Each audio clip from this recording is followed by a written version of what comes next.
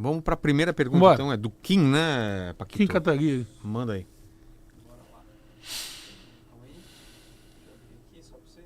Tá.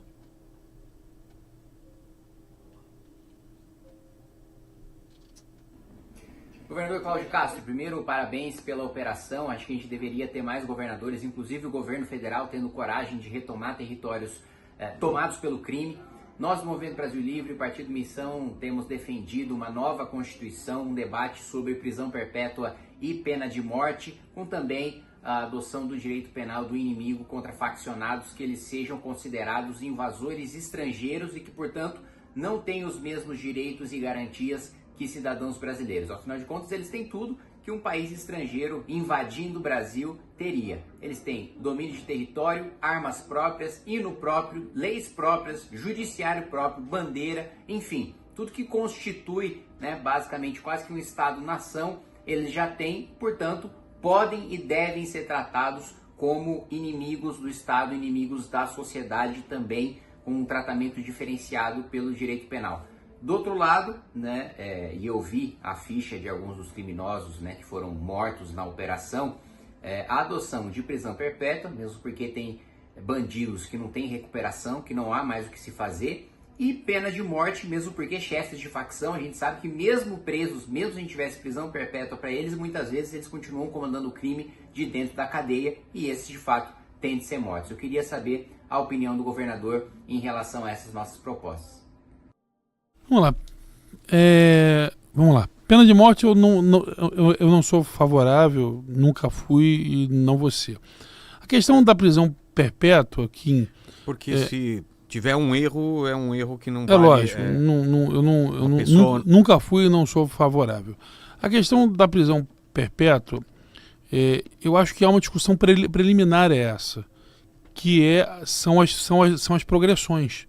Pois é. Acho que antes de se falar em prisão perpétua, se vai haver necessidade dela ou não para o Brasil, a gente tem que trabalhar o seguinte: quem vai progredir? Quem não vai progredir? Porque se você contar os 30 anos do ordenamento jurídico brasileiro... Que é o máximo. Que é o máximo? Na prática... Na prática é a prisão perpétua. É. Na prática é. Mas não é o que acontece. Mas não é o que acontece. Então, se falar em prisão perpétua, eu acho que é um tema muito pior de se falar, muito mais difícil de falar, e você não vai atingir o problema de hoje. O problema de hoje, na minha opinião, é a questão da progressão. Se a gente atacar de verdade a progressão, dá para ter um excepcional resultado.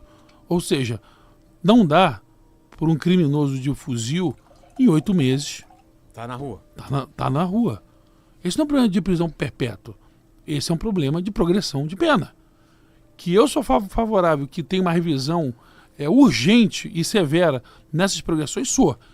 Esse cara... Mas você vê que isso possa acontecer? Porque não parece que existe vontade política para isso. Não existe vontade política para isso. Eu concordo com você. Mas eu não acho... Kim, assim, entenda a sua ideia, mas eu acho que está num momento anterior a esse. É muito mais palatável para a sociedade a gente defender a não progressão dessa questão. E o Kim toca num assunto que eu acho que ele tocou no ponto exato. É uma pergunta que a gente tem que se fazer, Vilela. Até que ponto o que acontece, sobretudo em Rio e São Paulo hoje, é segurança pública ou é defesa nacional?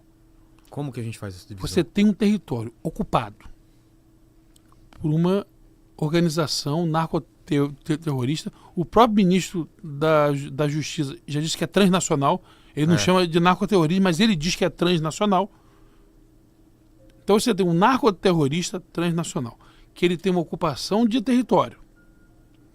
Ele tem armamentos de guerra, de uso exclusivo das Forças Armadas. Pois é. Ele tem uma lei própria, um tribunal próprio.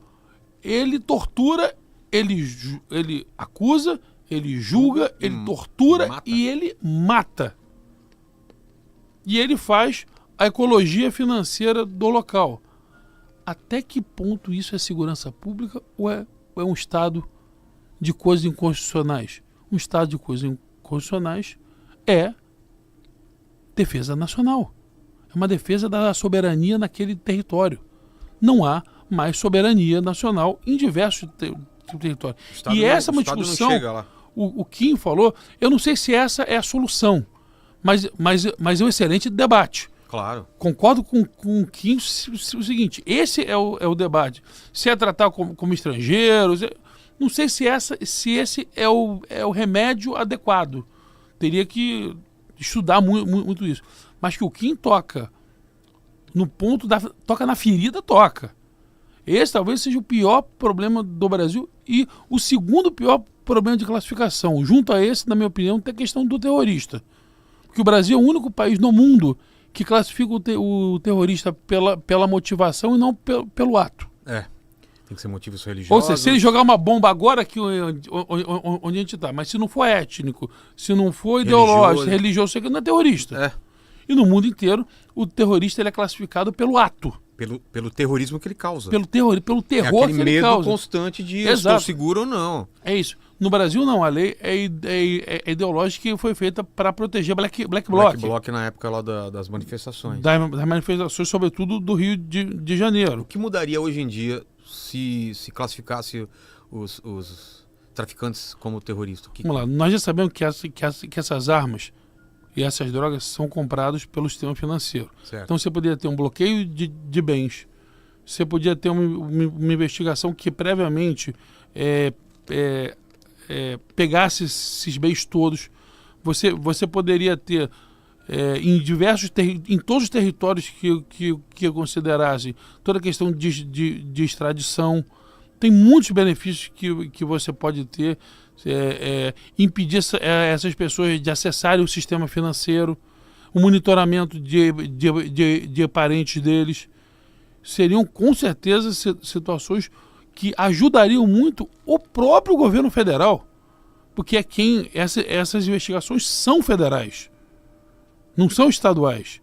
Então ajudaria, na nossa opinião, ajudaria eles demais a classificação como terroristas, porque eles teriam muito mais mecanismos de bloqueio da atividade criminosa, sobretudo da atividade financeira criminosa.